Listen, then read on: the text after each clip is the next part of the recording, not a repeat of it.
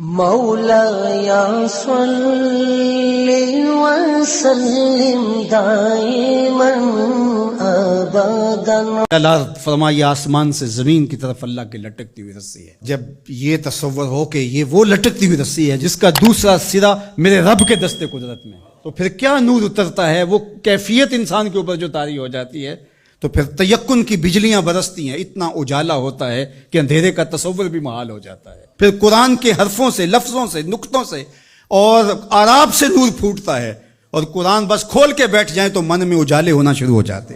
جب یہ تیقن انسان کے ساتھ جڑ جائے، چے جائے کہ قرآن کھول کے پڑھا جائے، سمجھا جائے، مفاہیم و مطالب کو جو ہے وہ سمجھنے کی کوشش کی جائے، یا کسی عالم یا کسی صاحب نظر کی صحبت میں بیٹھ کے قرآن سیکھا جائے، پھر تو جو روشنیاں برستی ہیں، من میں اجالے ہوتے ہیں۔ یہ تیقن کہ یہ وہ حبل اللہ المتین، یہ اللہ کی وہ لٹکتی ہوئی رسی ہے جس کا ایک سرا رب کے ہاتھ میں ہے اور دوسرا ہمارے ہاتھ میں ہے، تو پھر قرآن کے حرفوں سے بھی نور پھوٹتا دکھائی دیتا ہے۔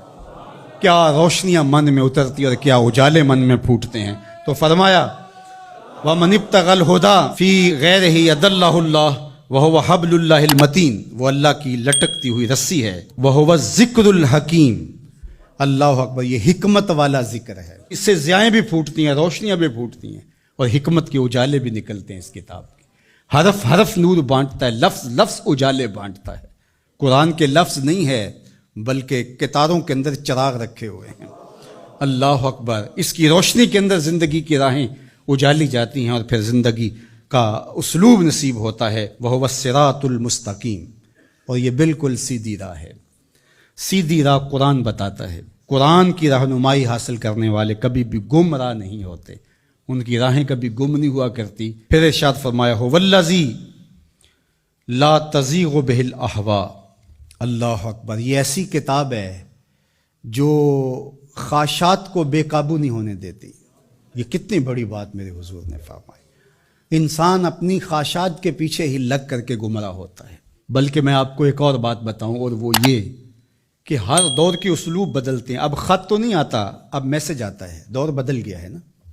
اب اونٹوں کے اوپر تلواروں سے لڑائی تو نہیں، اب تو بٹن دبانا ہے اور میزائل فائر کرنا ہے۔ تو مختلف ادوار کے اسلوب بدل گئے ہیں، تو جس طرح چیزیں بدلی ہیں، خط کی جگہ میسج آ گیا، اور جو ہے تیر و تفنگ کی جگہ یہ میزائل سسٹم آ گیا، اسی طرح اب بت لوہے کے، پتھر کے اور لکڑی کے، یہ پیتل کانسی کے بت نہیں رہے، اب خواہشات کے بت رہے، اب اناؤں کے بت بن گئے، آرزوؤں کے بت۔ اللہ نے فرمایا کہ وہ شخص جس نے اپنی خواہشات کو اپنا معبود بنا لیا۔ اب یہ امت لکڑی، کانسی اور مٹی کے بت تو نہیں پوجے گی، یہ خواہشات کے بت ہیں، انا کے بت ہیں، جو امت کو پارا پارا کر دیں گے، جو امت کو تقسیم کر دیں گے۔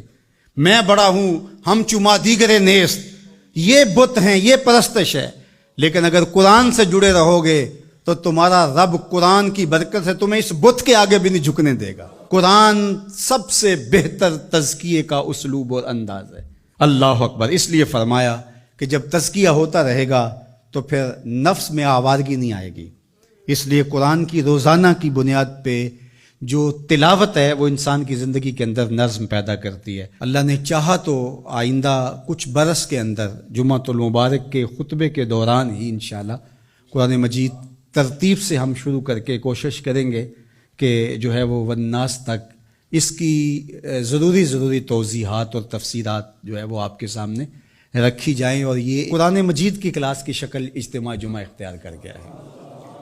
اور کچھ ایسے لوگ بھی ہیں جن کی فیملیز بھی ساتھ آتی ہیں، اور اوپر خواتین بھی اس طرح موجود ہوتی ہیں، تو میرے ذہن میں آتا ہے کہ جو مکمل فیملیز آئیں گی، بچے بھی آئیں گے، بیٹے بیٹیاں بھی آئیں گی، مرد بھی آئیں گے، تو ان کو ہم المصطفیٰ قرآن فیملی کا نام دیں گے انشاءاللہ۔ آپ رجسٹریشن بھی کروا لیں اس کی، اور الگ بھی ان کے لیے جو ہے وہ سیشن رکھیں گے قرآن مجید کے حوالے سے۔ جتنے سالوں میں بھی تکمیل ہوتی ہے اپنی حاضری کو یقینی رکھیں، اور مجھے امید ہے کہ اس کی برکتیں زندگی میں اتریں گی اور نور پیدا ہوگا۔